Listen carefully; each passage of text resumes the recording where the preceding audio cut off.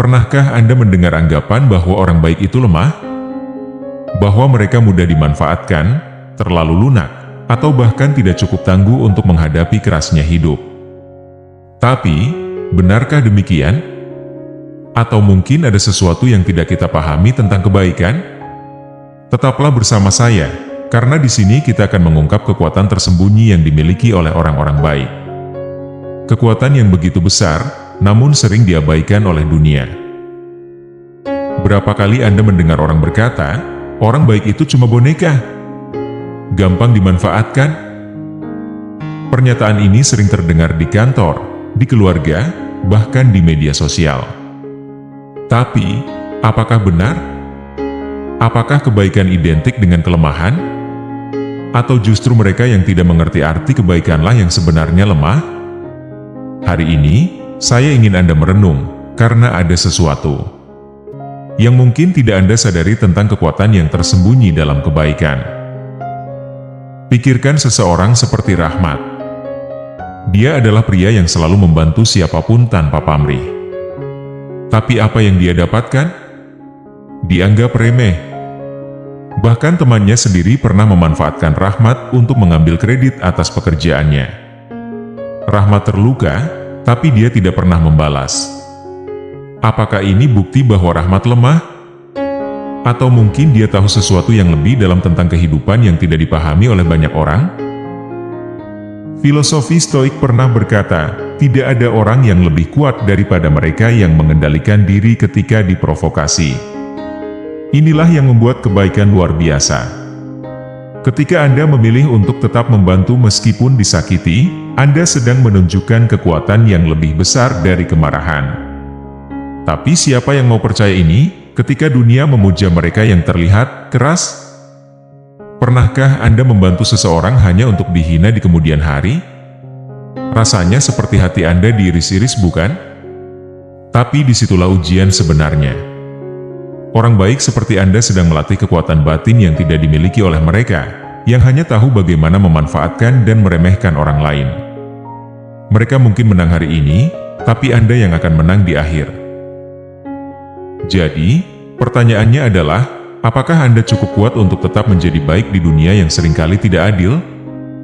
Atau Anda akan menyerah dan menjadi seperti mereka yang hanya tahu mengambil keuntungan? Disinilah letak perbedaannya. Orang baik tidak pernah lemah.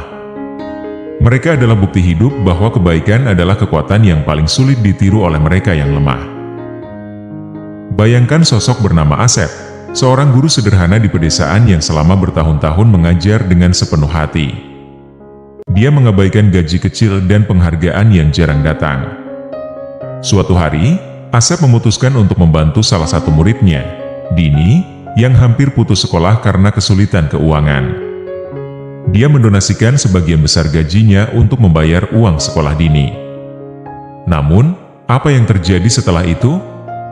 Keluarga Dini malah menyebarkan kabar buruk tentang Asep, menuduhnya memiliki maksud tersembunyi. Apakah kebaikan Asep adalah kelemahan? Ataukah justru itu kekuatannya yang sejati? Dalam filsafat Stoik, Marcus Aurelius pernah berkata, kebaikan adalah kekuatan jiwa yang tak tergoyahkan oleh keburukan. Bagi Asep, meski difitnah, ia tetap melanjutkan dedikasinya. Kebaikannya tidak bergantung pada pengakuan atau balasan, tetapi pada prinsip moral yang ia yakini. Dan disinilah letak kekuatan orang baik, mereka tidak bertindak demi imbalan, melainkan karena itu adalah hal yang benar untuk dilakukan. Penonton yang budiman, berapa kali kita membiarkan ketakutan akan pengkhianatan menghentikan kita untuk berbuat baik? Berapa kali kita mundur hanya karena takut dipandang lemah? Disinilah letak kesalahpahaman tentang orang baik. Mereka bukan lemah, tetapi justru memiliki keberanian untuk terus memberi tanpa syarat, meskipun risiko dikhianati selalu ada. Namun, ini bukan berarti menjadi baik itu mudah.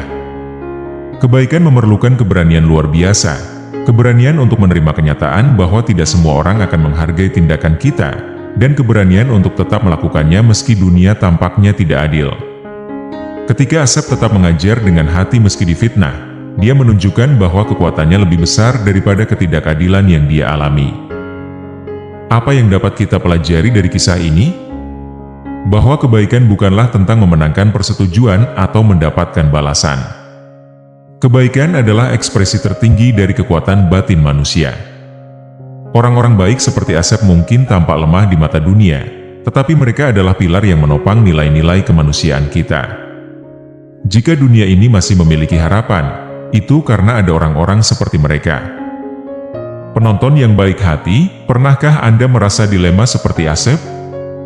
Anda memberi, berharap setidaknya ada rasa syukur, namun yang Anda dapatkan justru kekecewaan? Rasa itu pasti menyakitkan.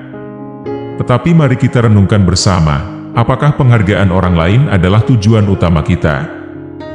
Atau, mungkinkah ada tujuan yang lebih besar yang sering kita abaikan? Epictetus, seorang filsuf stoik lainnya, berkata, kita tidak memiliki kendali atas bagaimana orang lain bereaksi, tetapi kita selalu punya kendali atas tindakan kita sendiri. Kebaikan adalah tentang memilih jalan yang benar, bukan jalan yang mudah. Dunia ini memang tidak sempurna, tetapi bukan berarti kita harus menyerah menjadi pribadi yang baik. Pikirkan sejenak tentang perasaan lega yang Anda rasakan setiap kali membantu seseorang. Meski Anda tahu, mereka mungkin tidak akan membalas budi. Bukankah itu adalah bukti nyata, bahwa kebaikan sejati memiliki nilai intrinsik yang jauh lebih besar daripada pengakuan eksternal? Bagi orang baik, kebahagiaan itu datang dari proses memberi, bukan dari hasil yang diterima. Dan inilah kekuatan tersembunyi dari orang baik. Ketulusan mereka adalah pengingat bagi dunia bahwa harapan masih ada. Di tengah kekacauan, mereka adalah lilin kecil yang menerangi gelap. Ketika Asep memutuskan untuk terus mengajar dan membantu murid-muridnya meskipun difitnah, dia menunjukkan bahwa dunia ini tidak akan pernah benar-benar kehilangan sisi baiknya. Selama masih ada orang seperti dia. Namun, penting juga untuk kita pahami bahwa menjadi baik tidak berarti kita harus membiarkan diri diinjak. Orang baik bukanlah orang yang lemah, mereka adalah orang yang berani. Berani berkata, tidak, ketika diperlukan. Berani menjaga diri dari manipulasi. Dan berani menetapkan batas, bukan untuk membalas dendam, tetapi untuk menjaga kebaikan tetap hidup di dalam diri mereka. Bayangkan jika dunia ini penuh dengan orang yang hanya mementingkan diri sendiri, yang hanya bertindak jika mereka yakin akan mendapatkan imbalan. Bukankah itu dunia yang suram? Orang baik, seperti Anda, adalah penyeimbang. Anda adalah alasan mengapa masih ada senyum di wajah seseorang, meskipun Anda mungkin tidak pernah menyadarinya.